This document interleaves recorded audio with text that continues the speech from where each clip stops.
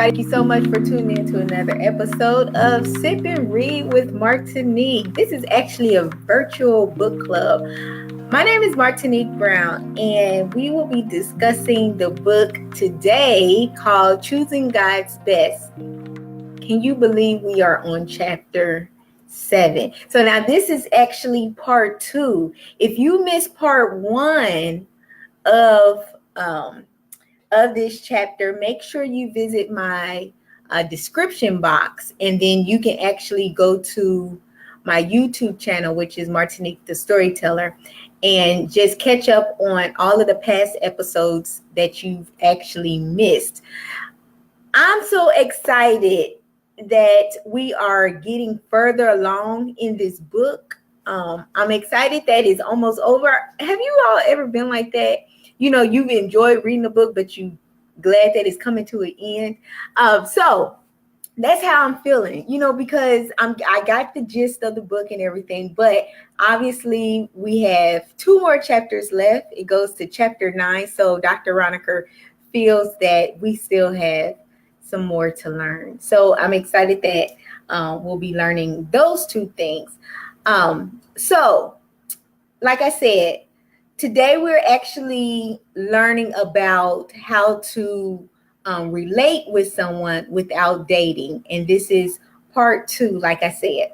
And so Dr. Raunikar, in this section that we're talking about, will actually discuss different types of dating experiences that Christians fit into.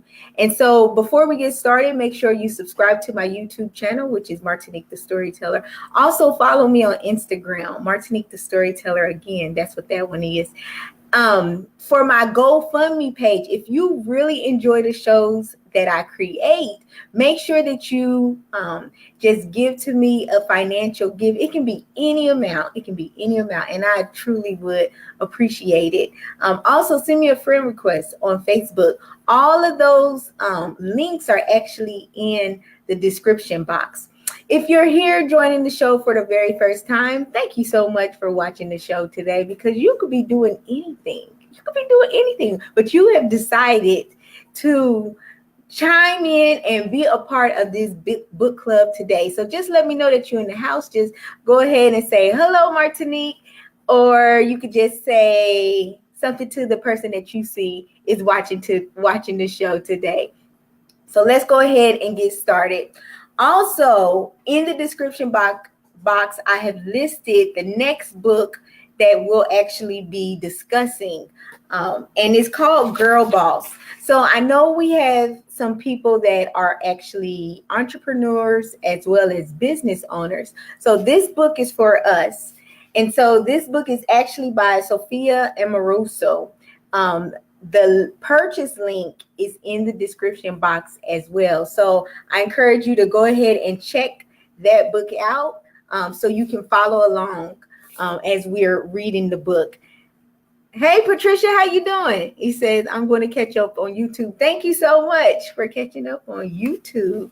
So let's go ahead and get started. So like I said, Dr. Raunikar is actually talking about the different categories that Christians fall into when dating other individuals. So I'm not going to read all 13 of the categories. I'm just talking about some of them, but one of them, he actually calls it missionary dating. He said this is actually when Christians date non-Christians and expect to witness to them. Now, that is something that I did back in high school. I would date people that, wasn't, they were a Christian, but like their lifestyle didn't reflect that, so I just knew that I was going to be witnessing to this person. So Dr. Raunikar warns that an unbeliever may show interest in God only to date you. He also mentions what if you fall in love with this unbeliever? Where will your loyalty be then? With the person you're dating, or will it be with God. And like I said, if you're just now tuning into the show, the way that we make this show a lot more interactive is that you post questions as well as make comments, just so we can answer the questions together. So that's what Dr. Raunikar is saying. When you do date an unbeliever, then you're going to be pulled. You're going to be pulled by God. You're also going to be pulled by that unbeliever. And so where does your loyalty lie with that? Because there's going to be internal conflict with that. Dr. Raunikar also says that you must come to grips with what will you do if your boyfriend or girlfriend does not become a Christian? One strong statement that Dr. Raunikar made was, do not ask God if this is the will for you to marry a non-Christian, because God has already told us how he feels about that. I thought that was a really good point. I'm going to read it again because it was kind of choppy the way I read it last time. So Dr. Raunikar says, don't ask God if it's his will for you to marry this unbeliever, because God has already told us the way that he feels. And so Dr. Raunikar points out that God has told us how he feels about us dating unbelievers in 2 Corinthians chapter 6, verses 14 through 18. So I'm going to go ahead and read that right quick. So I'm going to 2 Corinthians chapter 6, verse 14 through 18. So it actually says, do not be bound together with unbelievers. For what partnerships have righteousness and lawlessness, or what fellowship has light with darkness?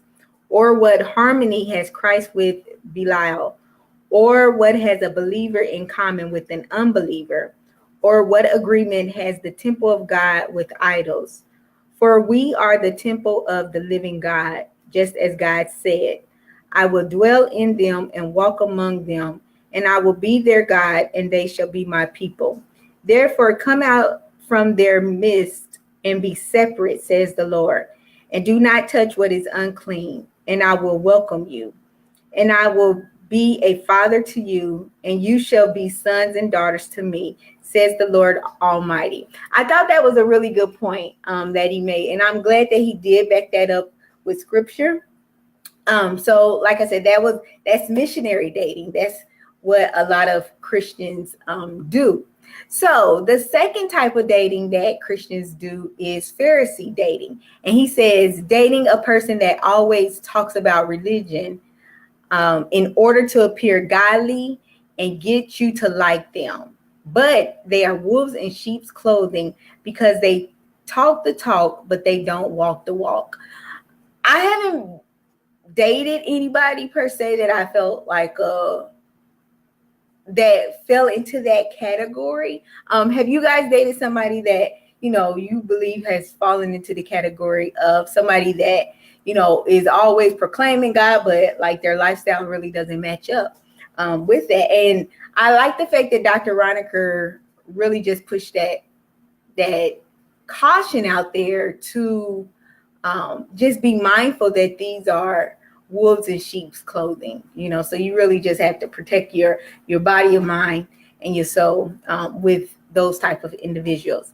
So the next one, I really did this back in college, friendship dating. I'm telling you, I was friends with so many guys. It was crazy because I was trying to see which one was the best one for me. So Dr. Raunikar says this type of dating is described as two people who are dating, but they say that they're just friends. Their commitment level and understanding is on a friendship level, but their behavior is on a dating level. That's me. I've done that so many times. It's crazy. Their behavior includes long phone conversations, sharing deep, intimate conversations, and going to a lot of one-on-one activities together exclusively.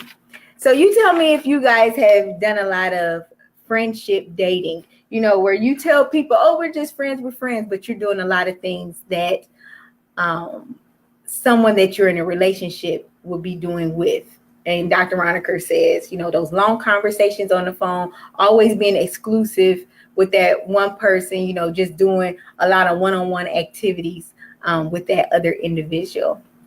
So another one that I found myself doing a lot was just discipleship dating. And Dr. Raunikar says that Christians date other Christians who are not on the same level spiritually. And that's the problem that I ran into, because I would date these guys that said that they were believers, but like I said, their lifestyle really didn't match up with what they professed. And so, I found myself having to pull them up and really just giving them, feeding them that word of God and things like that. And so Dr. Raunikar says that they actually start thinking like we start thinking, the stronger believer, we start thinking that we can help the other person grow as a Christian. Dr. Raunikar shares, in a male-female discipleship, one partner may appear to be growing spiritually when in fact the person is making choices to please the other person and not God. And that's one of the things that I would wonder, if me and this guy wasn't together, how would his and God's relationship be? And that's something that I kind of worried about, because it's like I didn't want him to do it. I didn't want this guy to be going to church for me. I didn't want this guy to be reading his Bible for me. But, I did believe that, maybe it just get into his system, once he starts going to church more, or that he's reading his Bible more and he's spending that time with God. Maybe he will eventually want to begin to do it on his own. But, Dr. Raunikar is just expressing that that's the wrong way to go about it, because I did fall into that discipleship category, that I was trying to bring up the guy spiritually who I was dating. So another one that Dr. Raunikar talks about is Messiah dating. So he said Messiah daters are always trying to fix people's problems or rescue the other person they are dating from a crisis. Today we call these people codependents. The helper is the one who winds up paying the bills physically, emotionally, spiritually, and sometimes financially. And I feel that, if you're a type of person that enjoys helping other individuals, that's fine, but don't be that female or male that individual always comes to, to bail them out of situations, especially when they have no type of intimate interest in you at all, so you just have to really be mindful of the type of person you are, and really just ask God to reveal to you if this person is using you or not. So another one that Dr. Raunikar talked about is honeymoon dating. And I thought that this was a really good one that he wrote about. So he says that with honeymoon dating, he says, many people want to have a dating relationship like a honeymoon. In other words, they want the benefits of marriage without the hard work and headaches of marriage. They want to spend their single life having their physical and emotional needs met as if they were on a perpetual honeymoon of weekends spent eating out, sleeping over, and getting someone else to do their laundry. These people want the security of being with someone, but they are quick to dodge the commitment and responsibility of marriage. These individuals tend to have dating relationships that last for years and never make a marital commitment. And so I feel like women who settle for this women really settle for this, just far too often. And they are the ones that I believe you see being in like these 5 years or more engagements, as well as, these 10-year relationships with people when they starting at 30. and they're not married yet. And so sometimes I just wonder, like, what are you doing? Why are you in these relationships so long like this, and no type of commitment, but I don't know, I can't answer that question for them, because I've just never been in a relationship that long, and it's never led to anything, with more of a commitment like marriage. So another one that he talks about is perfectionist dating. He says, once the person finds some imperfection he or she believes they can't live with, they move on to greener pastures. And I feel like these are individuals that really have trouble with commitment. I don't think it's always, well, I do. A lot of times they'll find like the smallest things, to say, oh man, she does such and such, and I can't live with that. Really? Okay.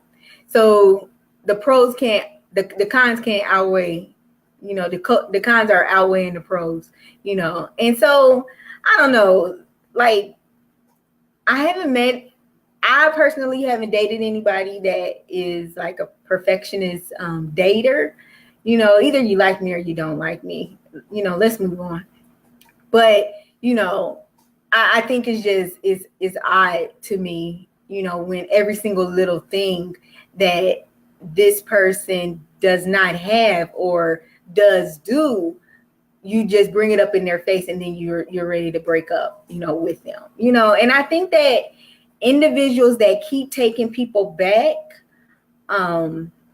in those type of relationships, I just feel like maybe there's a lack of self-esteem in a sense, because this individual broke up with you for a reason. Why do you keep taking this person back, like that? And I'm a big proponent on, like, don't let people use you. You have to have enough foundation and self-esteem within yourself to know that you deserve better. And so, this individual that is trying to get the perfect person, they'll never find them. And I just think that that's also a type of arrogance, because how can you say that you can't accept somebody else's flaws when, they may be bending over backwards to accept your flaws? And so I think that's kind of a arrogance, in a sense. So that's the perfectionist dater that Dr. Raunikar describes. So another one he talks about is, and I think a lot of women fall into this category when they accept a lot of emotional, physical, and mental abuse, is the love bucket dating. So Dr. Raunikar actually describes this person as, and he also says that it's typically a woman who has developed a hole in her love bucket because of the lack of affirmation and attention from men in most cases. No matter how much she feels love from God and others, it's never enough, and in turn, she has never-ending search for someone to love her. She always enters into a relationship with the expectation that this relationship will fix her love bucket, will fill her love bucket. Generally, she mistakes sex and attention for love. Decisions and behaviors are based on the need for love rather than on following the Lord's direction.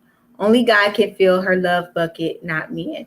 And I just thought that that was such an important one, because we do see a lot of people that accept things from other individuals who claim that they love them, and I'm not even going to say that this is only in women, but like Dr. Raunikar agrees, this is something we typically see, in women. But there's many times where guys just let females run all over them, and it's a lack somewhere, And so Dr. Raunikar is really just trying to let people know that God is the only one that can fill your love bucket. It can't be filled with these relationships, because you're going to always have that void, because that void was created for God to fill, and nothing can become Nothing can be above God. And so, when we are trying to find these relationships, as well as be in these relationships with individuals who we think that is going to just make our life complete, we're going to still find out that our life is not complete, because we're still going to feel that void in our life. And so that's why it's so important to really just have that relationship with God. And you might be watching the show today and say, well, I don't have a relationship with God. And one of the things that I encourage you to do is just begin to just talk to God. And you may say, well, I don't know how to pray to God. And it's just a regular conversation, but you just talk to God and you just ask God to show himself to you. And God will do those things. But I think that that's a great start when you begin to recognize the behaviors that you're displaying to really show that you're in need of something. Like you might question, like, why do I always do such and such? Why do I always run to these guys who abuse me? Why do I always run to these females who only want me for my money? Or, vice versa. And so I think we had to really just look at ourselves and realize that that's unhealthy, first of all. And secondly, that you don't have to accept that behavior from anyone.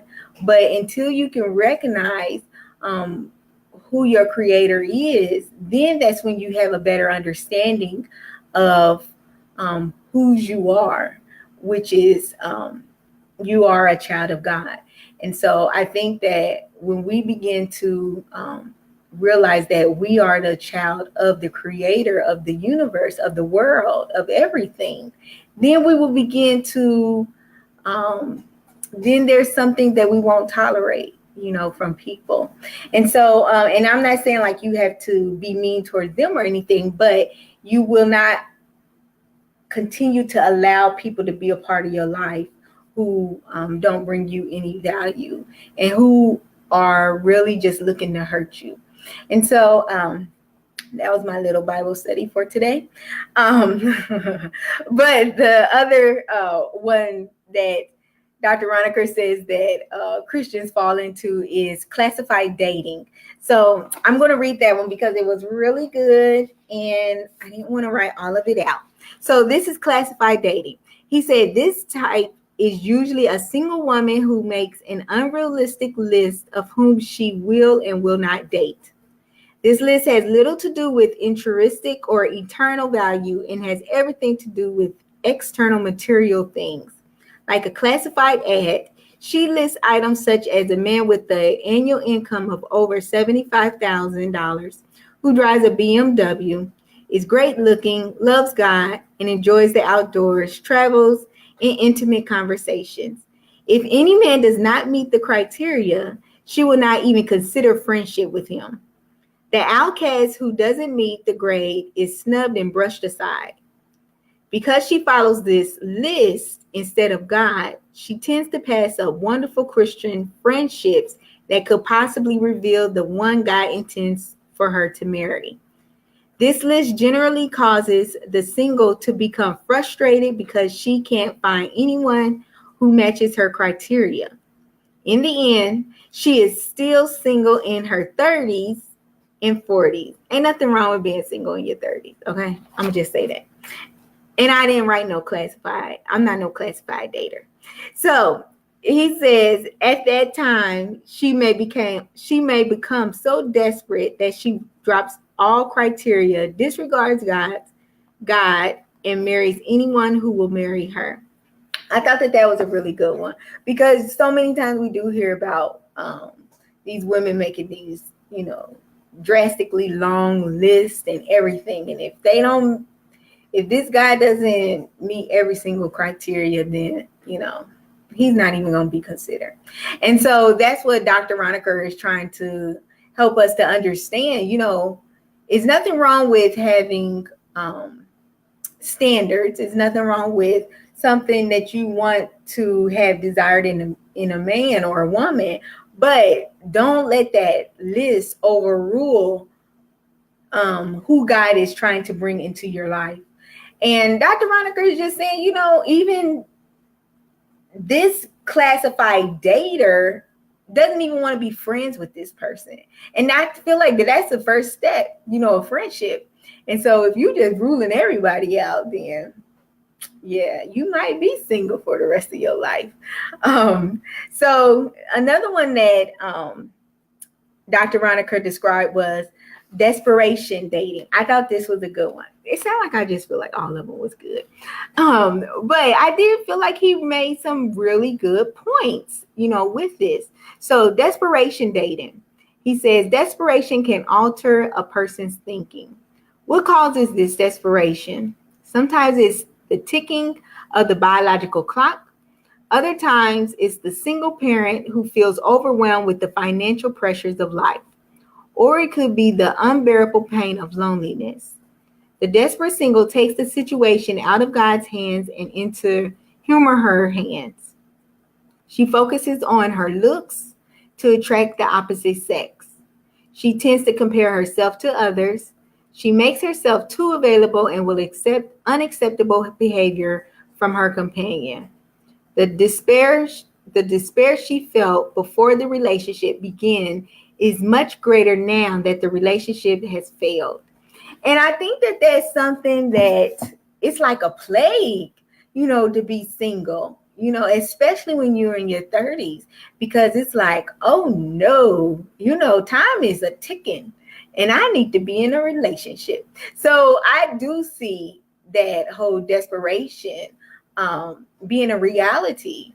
I know that there has been times when I'm just like, okay, so I'm so tired of being single. I'ma just date anybody. And so I have gone on to dates with guys that I'm like, Martinique, why? But my problem has always been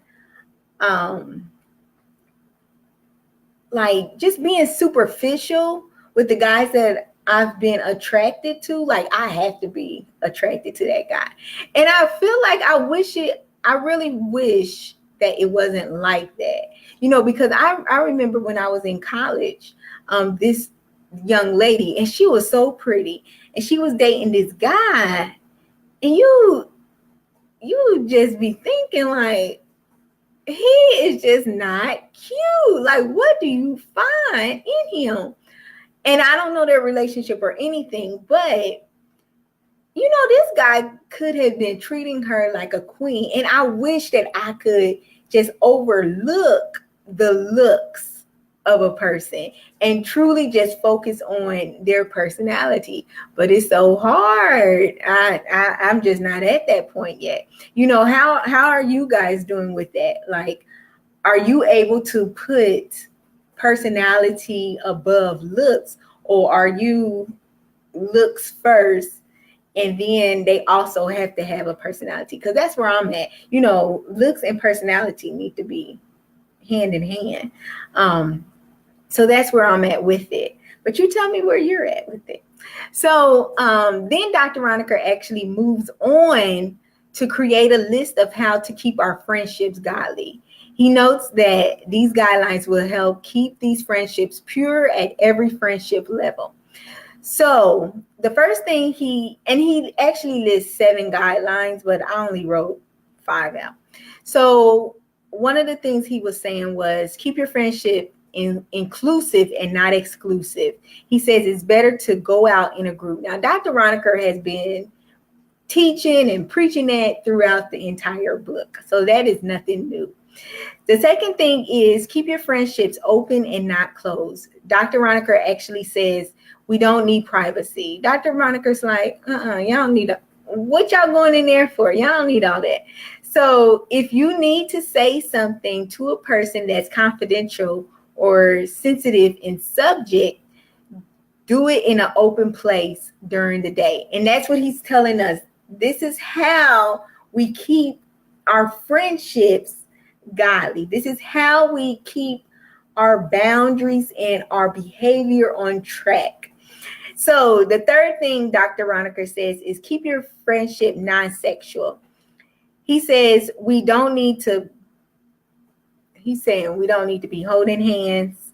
We don't need to be putting our arms around each other. We don't need to be kissing each other. He said, keep your relationship to the level like you would with your natural brother and sister. And I think that is a very good gauge that he has brought up again, to treat this person of the opposite sex the same way that you would be treating your natural brother or sister. That is really helpful, I think. So another guideline Dr. Raunikar says is keep your talk honoring God. He mentions flirtatious talk can lead people on. And I'm telling you, when I was back in college, you couldn't tell me nothing about flirting. That's just something you did. But as I've gotten older, I just realized, it's not leading to anything. Especially if you don't want to be in no relationship with me, don't just be flirting with me. Don't be telling me all this stuff because you do not want our friendship to go anywhere. And you know that, so don't be leading me on, and I won't lead you on. So the fifth thing that he says is keep track of how much time you spend together. Now, Dr. Raunikar has been talking about this throughout the whole book as well. He's saying you don't need to be spending all this one-on-one time with this individual that is your friend, so it can develop, so you can start growing emotional and physical oneness, counterfeit oneness with this individual. Now, if you haven't heard about that counterfeit oneness, make sure that you go to my YouTube channel. I think it's chapter 5 that he talks about counterfeit oneness, but you can actually catch up on that chapter. The link is in my description box. So make sure you go ahead and check out that episode because it was really good.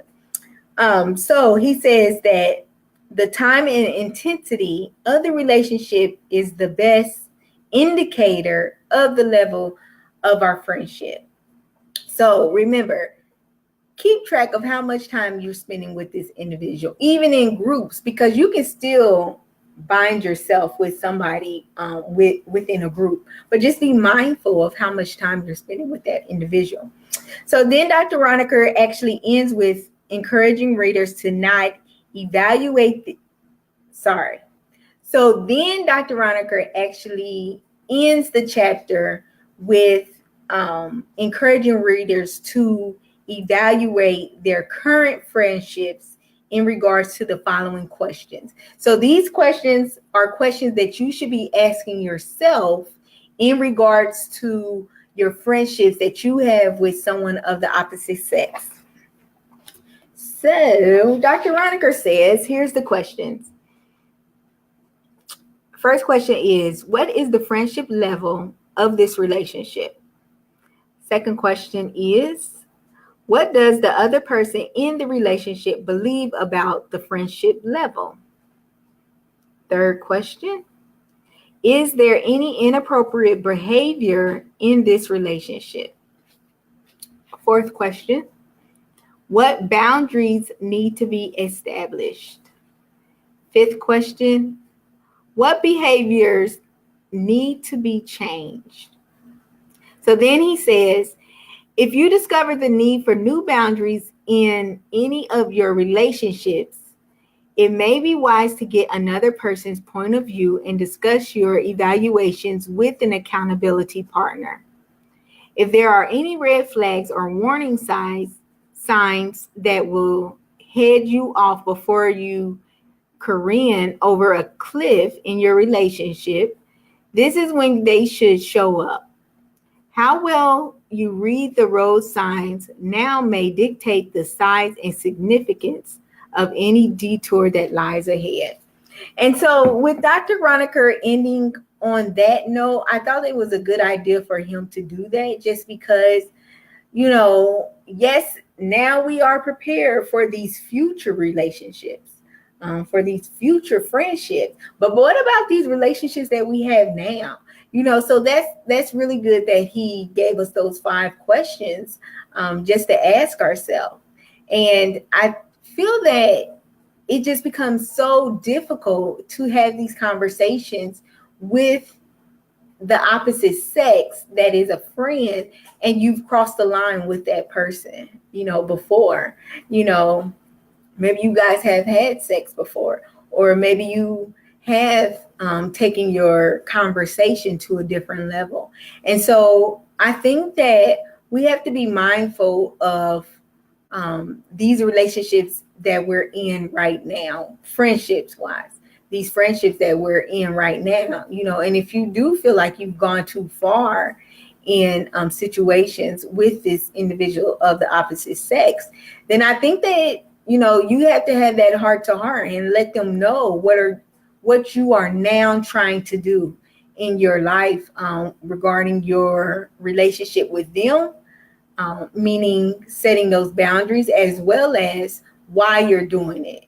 Maybe you feel like you want to do it so you can begin to grow in your relationship with God. Maybe you're doing this because you do want to start transforming or changing the way you treat a person of the opposite sex. And so I think, one, just being honest with yourself, and 2, being honest with the person that you have this friendship with. Because if you just start, to me, this is my opinion, if you just start changing your behavior dramatically like that, then they're going to question it. So, I feel like the best thing to do is to bring this conversation up with them, and talk to them about it and let them know where you stand.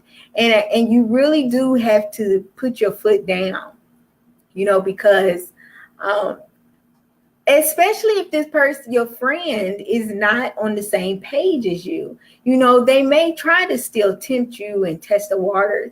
And then I think that also goes into evaluating the type of friendship you have with this person. Honestly, if a guy was to come to me and let me know, okay, well, Martinique, we can't fool around no more, I'm looking like, why? And he can say, well, I'm just really trying to get closer to God. I'm like, okay. And so with that, it may be hard. Well, I'm not even going to say it may. It's going to be really hard for me to not continue to do those same things. But I have to respect what he is trying to do. And if you are on the opposite side of this conversation, maybe somebody has this conversation with you, I think is a true friend has to really just value what this individual is trying to express to you and trying to do within their life. And you really just have to tell yourself, I am not going to be this person's stumbling block, And so with that, that's pretty much how Dr. Raunikar ended the chapter. He does always end this chapter with all of his chapters with study questions, because this is a great book if you wanted to have possibly in a book club, in another book club, or maybe if you want to read it in a church group or anything like that.